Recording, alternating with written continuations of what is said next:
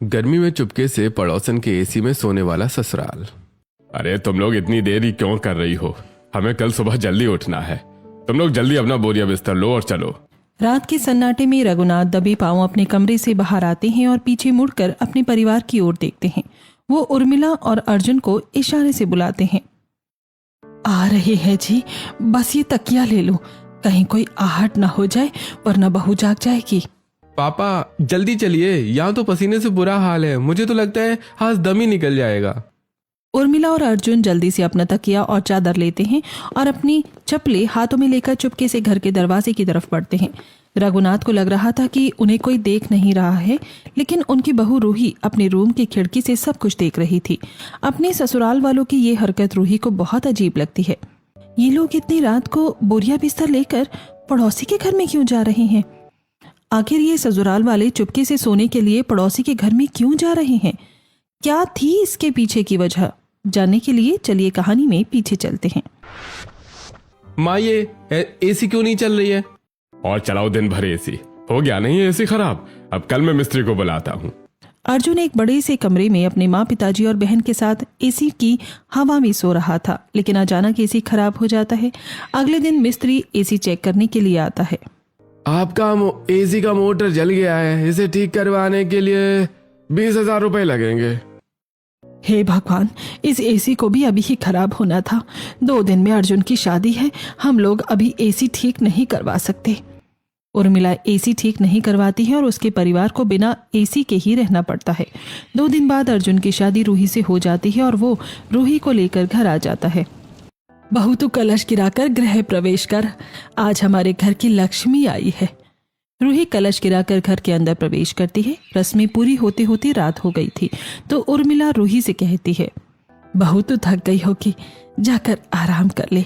अर्जुन जा बहू को अपने कमरे में ले जा। रूही अर्जुन के साथ कमरे में चली जाती है। कमरे में बहुत ज्यादा गर्मी थी।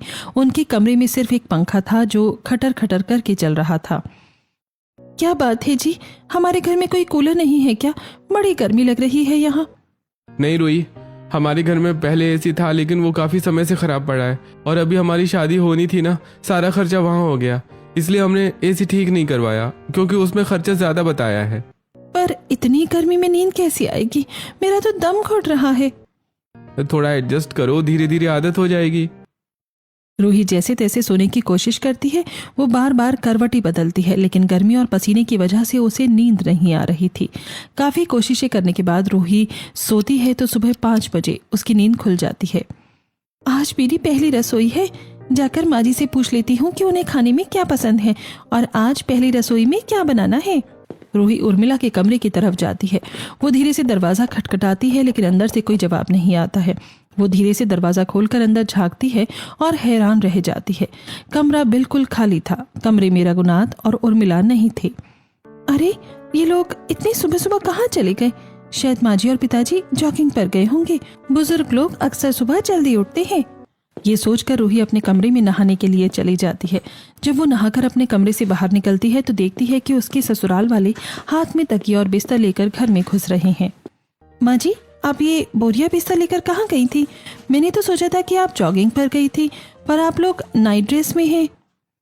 वो बात दरअसल ये है ना बहू। हाँ भाभी, हम लोग तो जॉगिंग करने के लिए ही गए थे, लेकिन हमारी थोड़ी अजीब आदत है। हम लोग नाइट ड्रेस में ही जॉगिंग करते हैं और जब दौड़ते दौड़ते नींद आती है तो पार्क के बेंच पर ही सो जाते हैं। हाँ बहू, ताजी हवा में नींद बहुत अच्छी आती है, इसलिए हम बिस्तर साथ ले जाते हैं। पार्क के बेंच पर सोना, ऐसा मैंने पहली बार सुना है। अरे भाभी, हमारी पुरानी आदत है, आप उतना माइंड मत कीजिए। और सुनिए ना, मुझे कॉलेज के लिए देर हो रही है, मेरा ब्रेकफास्ट जल्दी बना दीजिएगा। हाँ माँ जी, मैं तो आपसे यही पूछने आई थी, बता दीजिए क्या बनाना है। आज मेरी पहली रसोई है। बहू तुझे जो अच्छा लगता है तू वही बना दे, बस मीठे में खीर जरूर बनाना, अर्जुन को बहुत पसंद है। ठीक है माँ जी, मैं अभी बनाती हूँ। रूही रसोई में चली जाती है। वो बहुत ही लगन से खीर, पूड़ी और आलू की सब्जी बनाती है। मसालों की खुशबू पूरे घर में फैल जाती है। थोड़ी देर में रूही सारा खाना डाइनिंग टेबल पर सजा देती है। पूरा परिवार साथ बैठकर खाना खाता है। अर्जुन खीर का पहला चम्मच मुंह में लेते ही खुश हो जाता है। अरे वाह, खीर तो बड़ी टेस्टी बनी है, बिल्कुल वैसी जैसी मुझे पसंद है। रूही, तुमने तो मेरा दिल जीत लिया। हाँ बहू, खाना बहुत अच्छा है, काफी समय बाद इतना अच्छा नाश्ता किया है। मेरी बहू के हाथों में तो जादू है। नाश्ता करने के बाद सब अपने अपने काम पर चले जाते हैं। रूही पूरे दिन घर के काम करती है। वो सफाई करती है, कपड़े धोती है और थोड़ी देर आराम करने के बाद रात के खाने की तैयारी करती है। आज रात के डिनर में मैं सबके लिए बिरयानी बनाती हूँ, सब खुश हो जाएंगे। वो रसोई में बिरयानी बनाने लगती है, लेकिन बिरयानी बनाने में काफी वक्त लग जाता है। रात के 11:30 बज चुके थे, लेकिन खाना अभी तक नहीं बना था। रघुनाथ हॉल में बार बार चक्कर लगा रहे थे। अरे क्या बहू, अभी तक खाना नहीं बना? क्या बना रही है ऐसा 56 भोग? ससुर जी, बस थोड़ा सा वक्त और, मैं आज बिरयानी बना रही हूँ। मैंने सोचा कि आप लोगों को कुछ अलग खिलाती हूँ, और मुझे बिरयानी काफी अच्छी बनानी आती है, इसीलिए थोड़ा वक्त लग गया। क्या जरूरत थी बहू अभी ये सब तामझाम करने की? ये सुबह बना लेती। अब पता नहीं तू कब खाना परोसेगी और कब हम लोग सोने के लिए जाएंगे। रघुनाथ सोने जाने की हड़बड़ी में काफी गुस्सा करने लगता है। अर्जुन अपने पिता के पास आता है और उनके कंधे पर हाथ रखता है। पापा कोई बात नहीं, अब बिरयानी बन रही है तो खा लेंगे, आप शांत हो जाइए। अपने ससुर को सोने के लिए इतना परेशान देखकर रूही को बड़ा अजीब लगता है। पिताजी, आपको सोने की इतनी जल्दी क्यों है? आपको तो खाना खाने के बाद अपने कमरे में ही तो जाना है, सीधा सोने के लिए।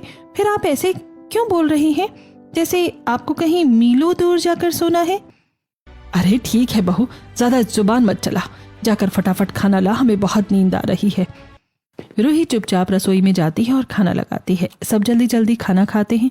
खाना खाने के तुरंत बाद अर्जुन और रूही अपने कमरे में चले जाते हैं। रूही काफी थक गई थी तो उसे नींद आ जाती है। वहीं उर्मिला, रघुनाथ और तारा अपने घर से निकलकर गली में आ जाते हैं और बातें करने लगते हैं। आज किसके घर चले? हमें कोई खुला दरवाजा ढूंढना होगा, क्योंकि हम किसी ऐसे घर में नहीं जा सकते जिसका दरवाजा अंदर से बंद हो। पापा चलो ना, हम लता आंटी के घर चलते हैं। उन्हें तो भूलने की बीमारी है, पक्का वो आज भी घर का दरवाजा खुला छोड़कर ही सो गई होंगी। उनके हॉल में एसी बहुत अच्छा चलता है। अरे हाँ, ये सही रहेगा। लता अक्सर कुंडी लगाना भूल जाती है। तीनों चुपके से लता के घर पहुंचते हैं। तारा धीरे से दरवाजे को धक्का देती है और दरवाजा खुल जाता है। तारा के चेहरे पर एक शातिर मुस्कान आ जाती है।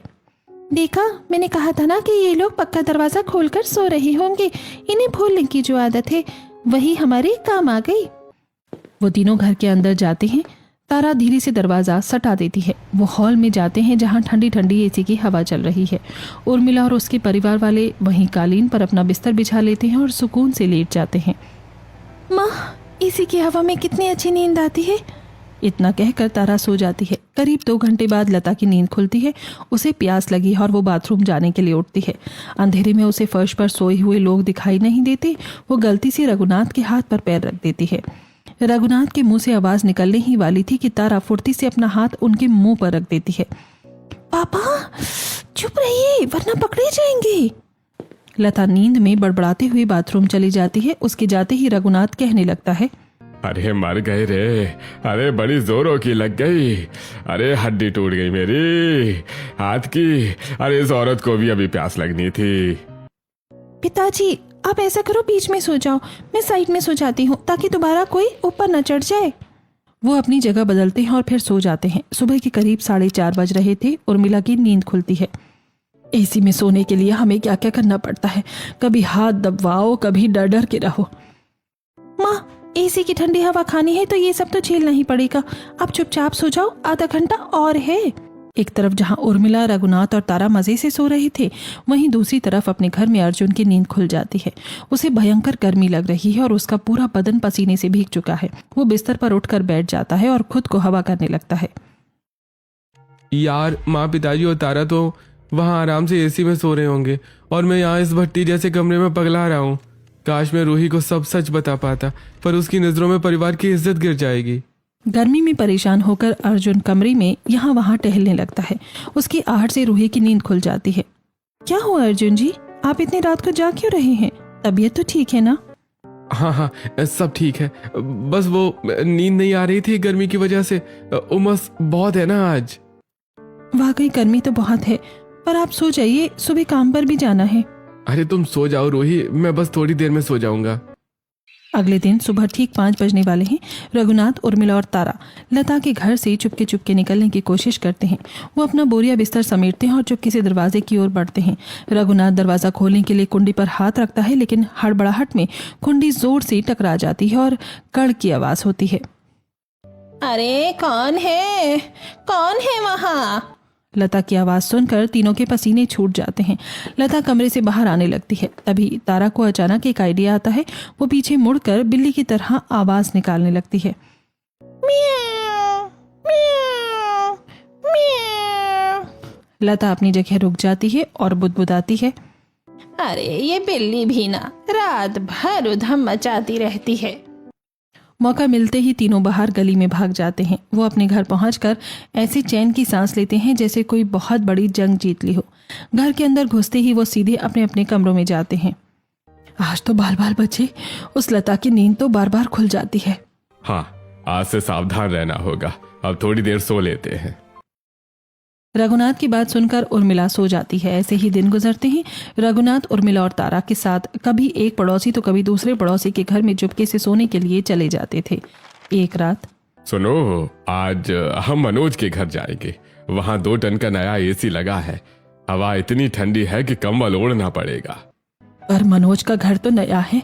उसने बालकनी में लोहे की जाली लगवाई होगी ना? उसकी बालकनी की ऊंचाई कम है। हम पीछे की तरफ से कूद कर जा सकते हैं। और मुझे पता है कि उसकी बालकनी के कांच वाले दरवाजे की कुंडी खराब है।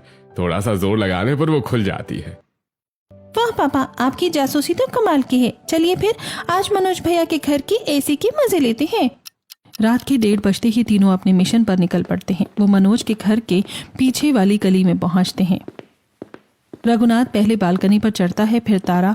लेकिन जब उर्मिला चढ़ने की कोशिश करती है तो उसका पैर फिसल जाता है और वो धड़ाम से जमीन पर गिरती है।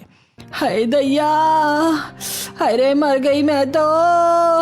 हाय कमर टूट गई मेरी। माँ चुप हो जाओ, कोई जाग जाएगा तो हमारा पैन बच जाएगा।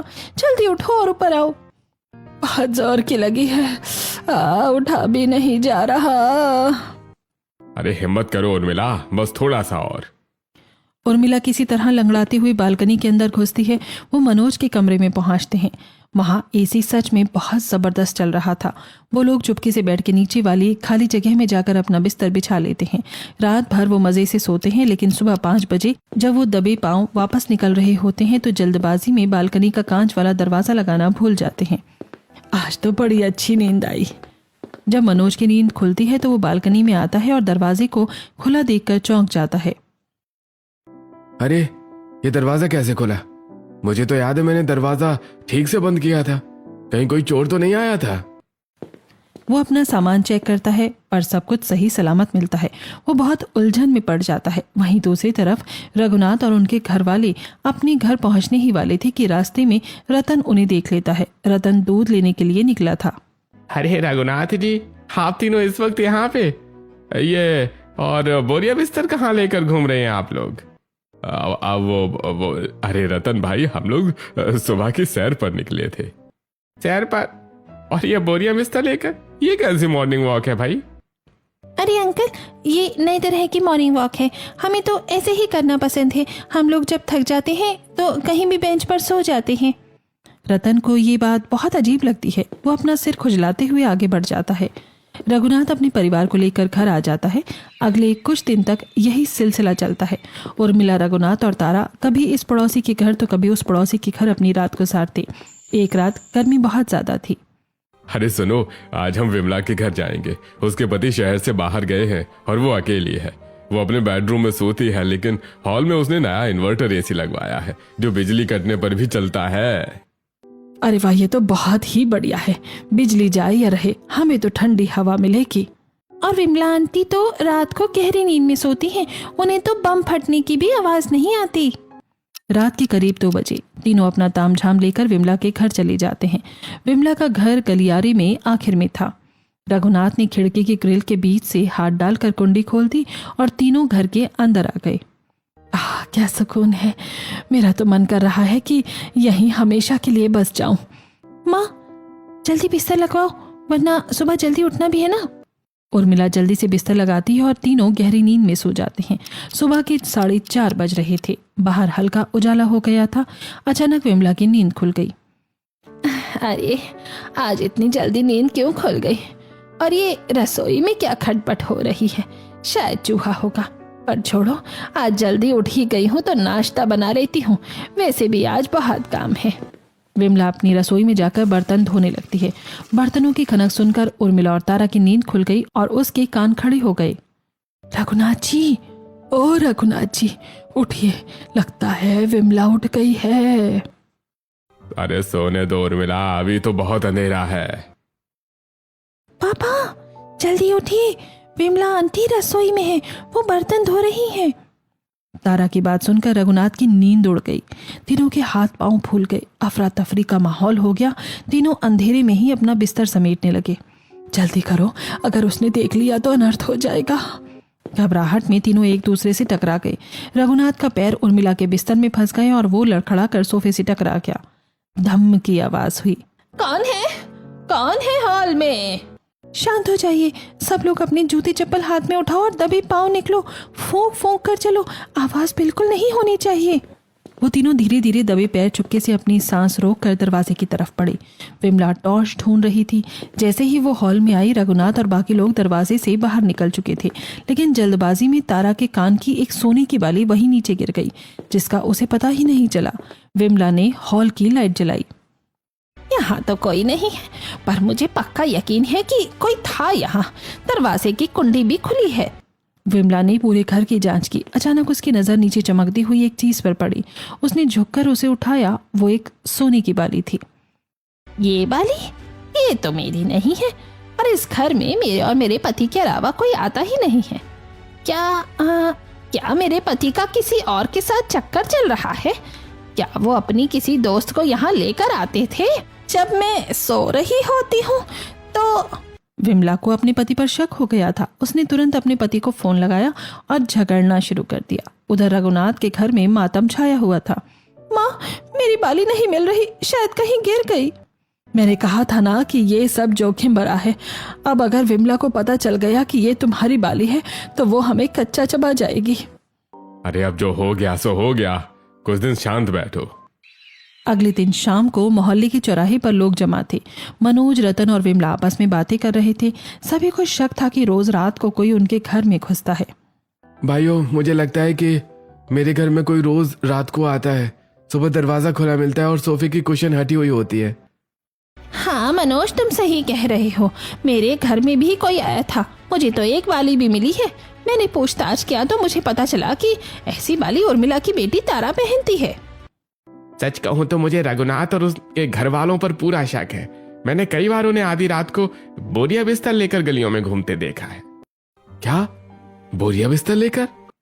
सभी बात कर रहे थे। तभी वहां से गुजरते हुए कावेरी उनकी बातें सुनकर कहती है, मैं जानती हूँ सच क्या है। मैं अपने पति के साथ परसों रात ऑफिस से लौट रही थी तो हमने खुद अपनी आंखों से देखा था कि रघुनाथ जी और उर्मिला जी अपनी बेटी के साथ पड़ोसी के घर की खिड़की से कूद रहे थे। मुझे लगता है वो एसी में सोने के लिए जाते हैं, क्योंकि किसी की कोई चीज चोरी नहीं हुई है। अरे कोई एसी की हवा खाने के लिए इतना नीचे कैसे गिर सकता है? हमें पुलिस में शिकायत करनी होगी। हम ऐसा नहीं कर सकते, हमारे पास कोई ठोस सबूत नहीं है। अरे कल से हम सब अपने दरवाजे और खिड़कियां डबल लॉक करके सोएंगे, फिर देखते हैं ये लोग कहाँ जाते हैं। उस रात जब उर्मिला और रघुनाथ बाहर निकले तो उन्हें हर घर का दरवाजा मजबूती से बंद मिला। वो हैरान रह गए। ये क्या, आज तो लता का दरवाजा भी बंद है, मनोज की खिड़की पर भी ताला लगा है। अब हम कहाँ जाएंगे? लगता है सबको पता चल गया है। आज हमें घर की गर्मी में ही तड़पना पड़ेगा। उस रात पूरा परिवार सो नहीं पाया। अगले दिन तारा ने एक नया मास्टर प्लान बनाया। माँ, पिताजी, मेरे पास एक जबरदस्त आइडिया है। अब हम सीधे अंदर नहीं घुसेंगे। हम में से एक सदस्य शाम को ही किसी बहाने पड़ोसी के घर जाएगा और चुपके से स्टोर रूम या अलमारी के पीछे छिप जाएगा। रात को जब वो सब सो जाएंगे तो वो अंदर से हमारे लिए दरवाजा खोल देगा। वाह बेटी, तू तो बहुत तेज निकली। ये प्लान पक्का काम करेगा। अगले दिन शाम को उर्मिला और रूही बाजार गई थी। वहां औरतों ने उर्मिला को देखकर कानाफूसी शुरू कर दी। उनकी बातें रूही के कान में भी जा रही थी। देखो, ये वही है ना जो रोज रात दूसरों के घर में घुसती है। बेचारी बहू, पता नहीं क्या सोचकर इसके माँ बाप ने इसकी शादी इतने अजीब घर में की है। माँ जी, ये लोग क्या बातें कर रही हैं? ये लोग आपकी तरफ इशारा करके हंस क्यों रहे हैं? क्या आप मुझसे कुछ छुपा रही हैं? अरे कुछ नहीं बहू, ये लोग पागल हैं। तू सब्जी पर ध्यान दे, फालतू बातों पर नहीं। कुछ तो गड़बड़ है, मैं पता लगा कर रहूंगी। कभी माँ पिताजी तो कभी तारा अचानक आधी रात को गायब कहाँ हो जाते हैं। आज रात तो मैं ये बात पता लगा ही लूंगी।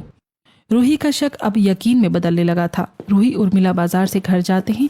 रूही रात में जल्दी खाना बना देती है, फिर उर्मिला के पास जाती है। माँ जी, आज मैंने खाना जल्दी बना दिया है, चलिए सब खा लेते हैं। ठीक है बहू। और तारा, तू जरा विमला के घर जाकर ये आम दे आ। जी माँ, मैं अभी जाती हूँ। तारा विमला के घर जाती है। विमला रसोई में काम कर रही थी। विमला आंटी, मैंने आपके लिए हमारे गांव के ताजे आम भेजे हैं। अरे वाह, ये तो बहुत अच्छे हैं। रुको, मैं तुम्हारे लिए आम की मीठी चटनी लेकर आती हूँ। मैंने आज ही बनाई है। जैसे ही विमला रसोई में जाती है, तारा मौका पाकर खुद को सोफे के पीछे वाले बड़े पर्दे के पीछे छिपा लेती है। विमला बाहर आती है तो उसे तारा वहां कहीं दिखाई नहीं देती। अरे ये लड़की कहाँ गई? शायद जल्दी में थी, चली गई होगी। रात के 1 बजे उर्मिला, रघुनाथ और अर्जुन दबे पैर अपने घर से निकल रहे थे। अरे तुम लोग इतनी देरी क्यों कर रही हो? हमें कल सुबह जल्दी उठना है। तुम लोग जल्दी अपना बोरिया बिस्तर लो और चलो। आ रहे हैं जी, बस ये तकिया ले लूं, कहीं कोई आहट ना हो जाए वरना बहू जाग जाएगी। रघुनाथ की बात मानकर उर्मिला और अर्जुन दोनों जल्दी जल्दी रघुनाथ के पीछे जाते हैं। तीनों बिना आवाज किए घर से निकल जाते हैं और पड़ोसन विमला के घर की तरफ जाते हैं। रूही खिड़की से ये सब देख रही थी। ये लोग इतनी रात को बोरिया बिस्तर लेकर पड़ोसी के घर में क्यों जा रहे हैं? विमला के घर में तारा पहले से ही मौजूद थी। वो धीरे से विमला के घर का दरवाजा खोलती है और सभी उसके पीछे चुपके से विमला के एसी वाले कमरे में चले जाते हैं। वहीं अपने ससुराल वालों की ये हरकत देखकर रूही के होश उड़ गए थे। इन लोगों के होश तो मैं सुबह ठिकाने पर लगाऊंगी। उसे पूरी रात नींद नहीं आती और वो हॉल के सोफे में बैठकर सुबह अपने ससुराल वालों के घर के अंदर आने का इंतजार करती है। सुबह जब उसके ससुराल वाले घर आते हैं तब तो ये है आप लोगों की असलियत, रात के अंधेरे में पड़ोसियों के घर में घुसना। नहीं बहू, वो बात दरअसल ऐसी है कि हमें गर्मी में नींद नहीं आती है और उनके यहाँ एसी चल रहा होता है। क्या सिर्फ एसी की हवा खाने के लिए आप लोग अपनी इज्जत दांव पर लगा रहे हैं? अगर कल को पुलिस आपको पकड़ लेती तो क्या होगा? पूरे मोहल्ले में हमारा सिर झुक जाएगा। बहू, हमें हाई ब्लड प्रेशर है, गर्मी में हमारी तबीयत बिगड़ जाती है। अर्जुन भी इसीलिए साथ जाता है ताकि हमें कुछ हो न जाए। अर्जुन जी, आप तो पढ़े लिखे हैं, आप इन्हें समझाने की बजाय इनका साथ दे रही हैं। रूही, तुम ओवर रिएक्ट कर रही हो। मेरे माता पिता की सेहत से बढ़कर कुछ नहीं है। अगर वो 2 घंटे शांति से सो लेते हैं तो इसमें क्या बुराई है? बुराई ये है कि ये गैर कानूनी है। आज से मैं इस घर में खाना नहीं बनाऊंगी जब तक आप लोग ये सब बंद नहीं करते। भाभी, आप बेकार में सीन क्रिएट कर रही हैं। अगर आपको खाना नहीं बनाना तो मत बनाइए, हम बाहर से ऑर्डर कर लेंगे। अर्जुन ऑनलाइन खाना ऑर्डर करता है और सभी खाना खा लेते हैं।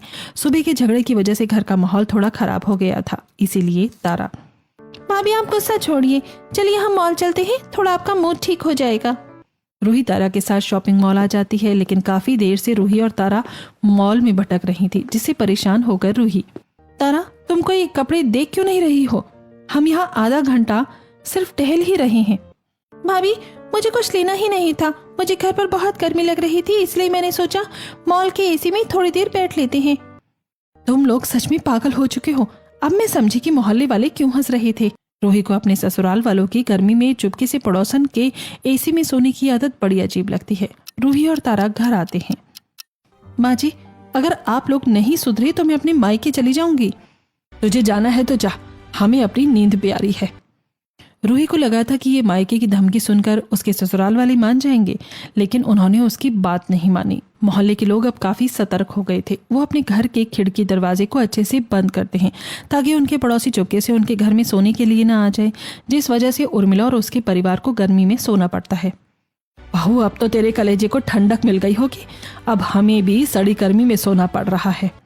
उर्मिला की बात सुनकर रूही को बहुत बुरा लगता है, लेकिन वो कुछ कहती नहीं है। ऐसे ही दिन गुजरते हैं।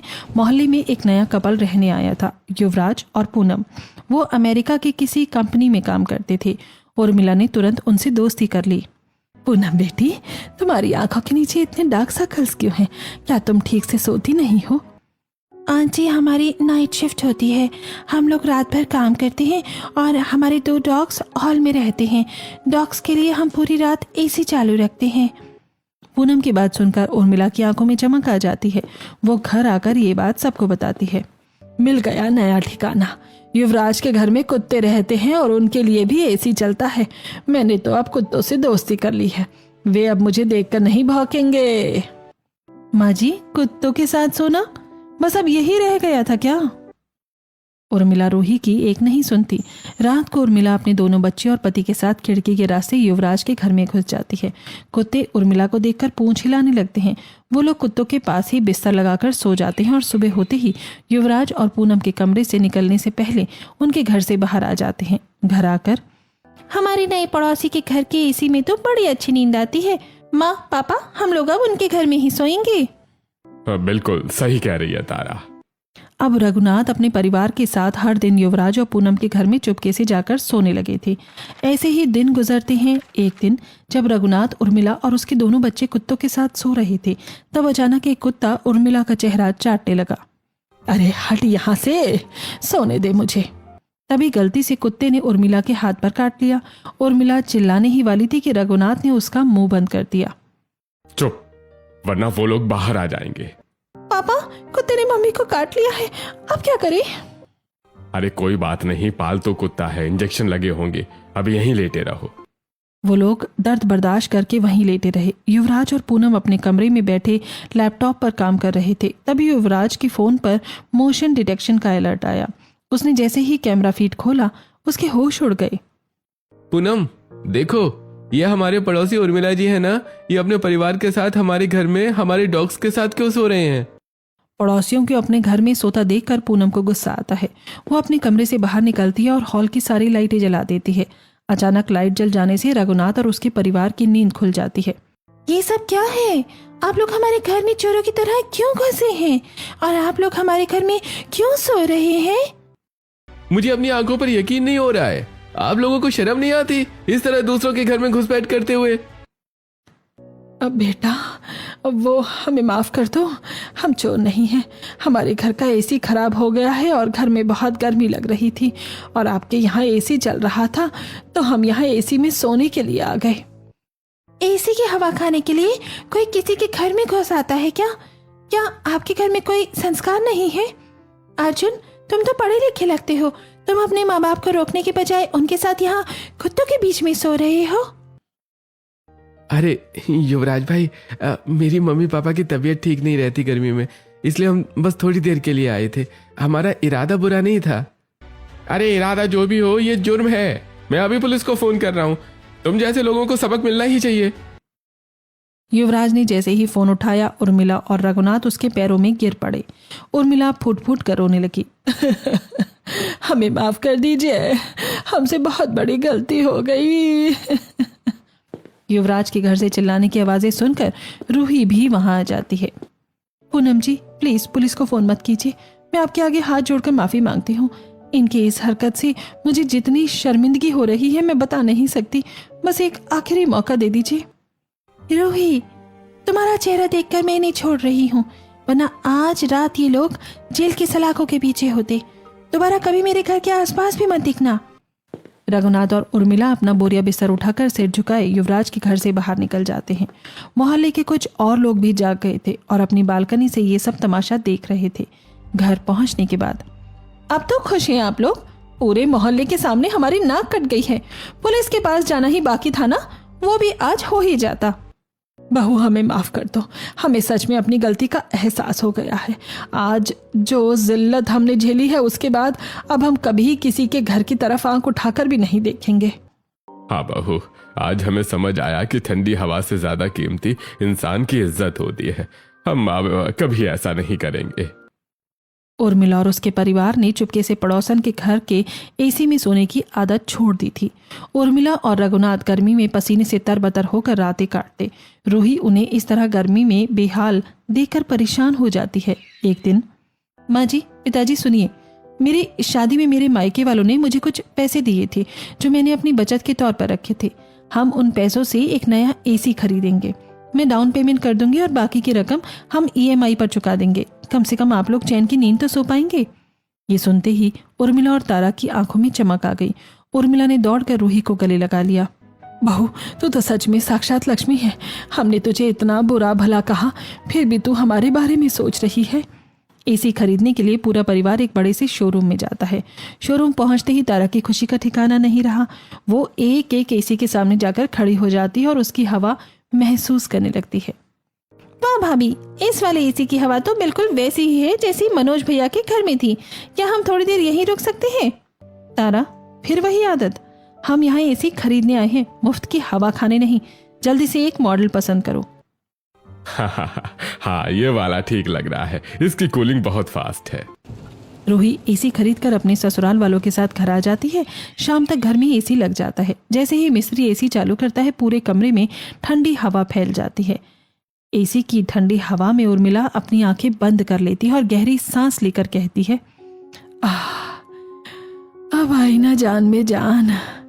अब ना किसी का कुत्ता काटेगा और ना किसी की बाली गिरेगी। और ना ही अब हमें किसी के घर में चोरों की तरह घुसना पड़ेगा। रूही, तुम्हारा बहुत बहुत शुक्रिया। तुमने इस परिवार की इज्जत भी बचा ली और हमें गर्मी से बचा लिया। इस तरह उर्मिला और उसके परिवार की आदत हमेशा के लिए छूट गई। पूरा परिवार एक साथ हॉल में बैठता है और ठंडी हवा का मजा लेते हुए खुशी से हंसने लगते हैं।